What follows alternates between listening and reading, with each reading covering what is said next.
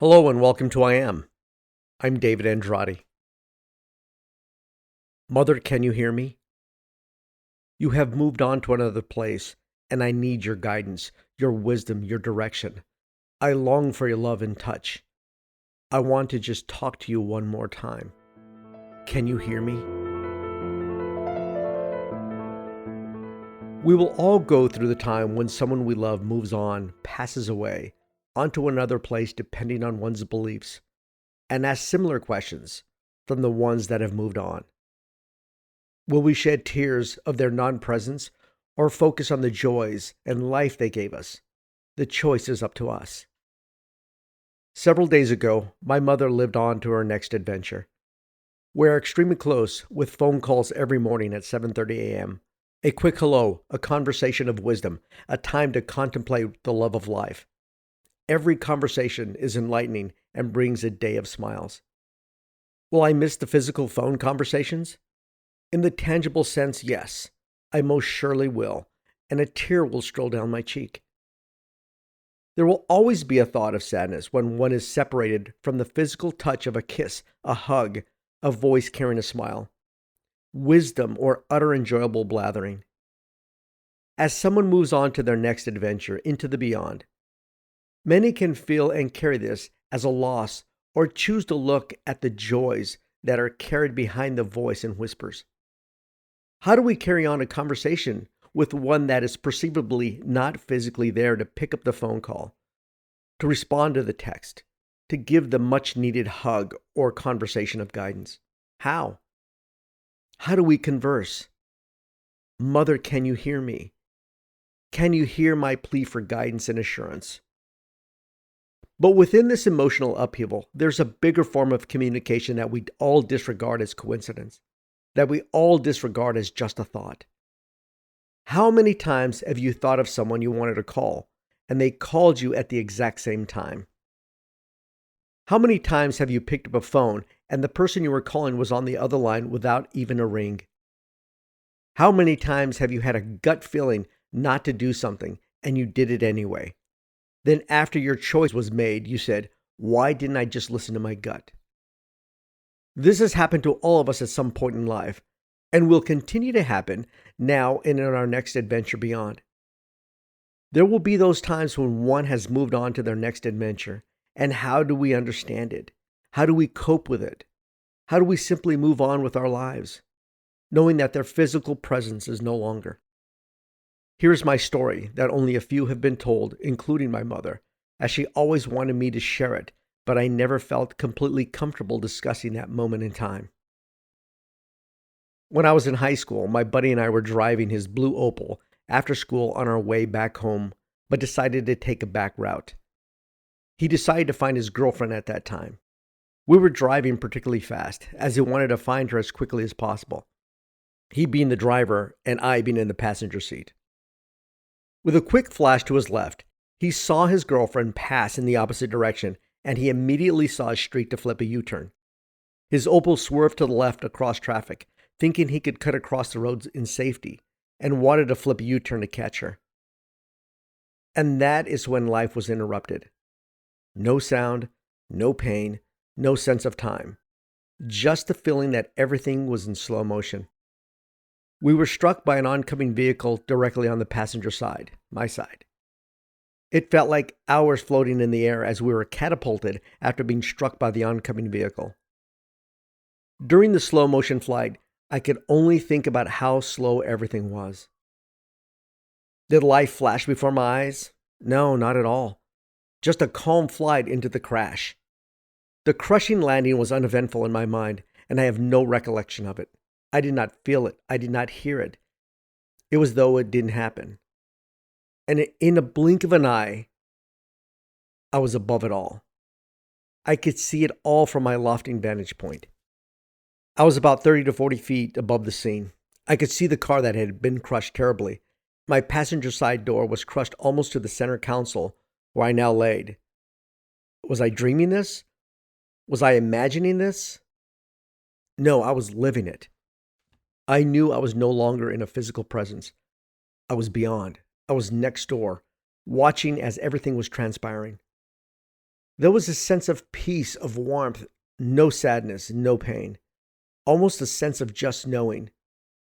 There was a feeling of only happiness. I felt like myself, but the best of myself. There was a sense of wanting to solve to continue moving forward. There was no sense of time or room for despair. It was as though despair and sadness did not exist. It was almost like the emotions of sitting on a beach at sunset and feeling the ocean breeze just calm, like a deep, calm meditation. Then, in a blink of an eye, I could see all hell breaking loose. People rushing to the scene, cars stopping on the road to help. And for some reason, I remember almost thinking, wow, I'm way up here. And it happened instantly. I did not think of how I was able to see it all. I just knew I could. For some reason, from my vantage point, I remember seeing a lime green car stopped in front of a police vehicle. And I also remember the other vehicles stopped on the opposite side of the road. And the cars were at a higher elevation than where we landed. Why do I remember this lime green car? Maybe because it was lime green. Was there someone in it who witnessed everything? I don't know. Then immediately I could see the driver, my friend, and someone else race around the car and try desperately to pull me from the car. My down jacket had been ripped apart. I could see my bloodied face. But still, I did not feel any pain or sadness, only calmness. But in my current state, I could move around with lightning speed. Up close to see my face, to up above the crowd. Then, as I reviewed the scene, then the screaming voice came. And I can hear it as clear today as I did on that day. He's dead, he's dead. In a calm flash, I went to her, almost to see where the voice was coming from. It was as though I went not because of the words, but because of the force of emotion. I could surround her, I could feel her breath, I could look into her eyes, I could see her profile as she screamed. I remember looking at her on her left side, next to her cheek, and said, I am not dead. In my mind or in a whisper, I said it again, I am not dead. She calmed down. Could she hear me? Could she feel me? I have no idea. I felt as though I needed to be by her to ensure her that everything was okay. I flashed one more time above everything, and then immediately I felt a pounding and throbbing in my face. Touching it and wondering why it was wet.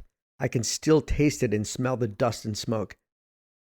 Then I opened my eyes, and I vividly remember thinking, after I opened my eyes, why are my eyes open and it is still black? I must be dead. Then the darkness began to become light. Someone had wiped away the blood from my eyes and face, and I could start to see silhouettes of people. I wasn't dead.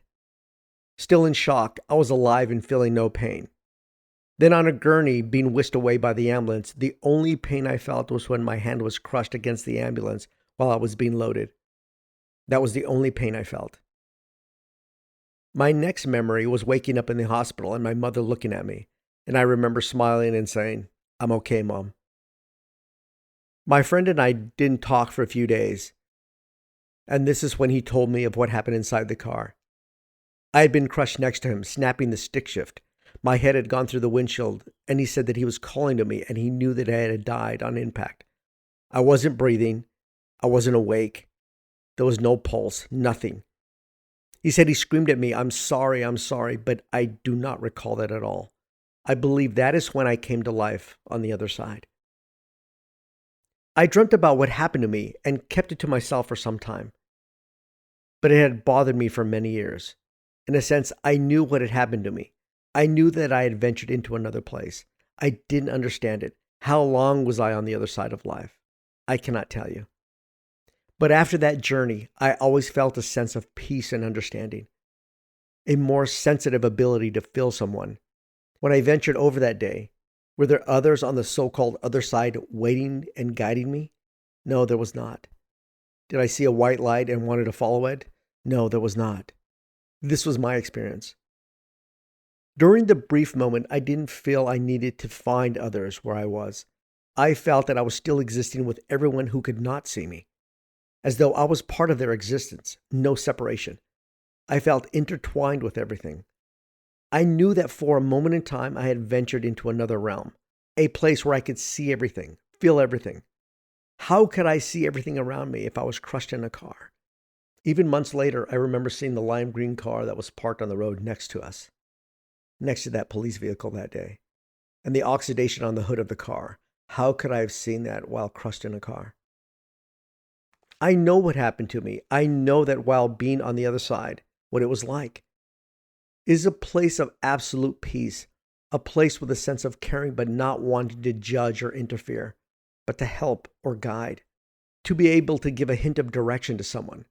As when I whispered to the girl at that accident that day, telling her I was not dead, and she calmed down. I could move through the crowd listening. I felt like I wanted to help guide the emotions and direct them to calm, and there was no sense of time. I felt like there was no past but only forward to help life continue to exist in whatever realm. It felt like a breeze with life embedded into it, like a hummingbird that flies in front of you. You can faintly make out the flutter, but you know it is there, right in front of you. Then in an instant, it's on to its next calling, and then back again. This is what it felt like. There was no sense of time, only being. How long was I there?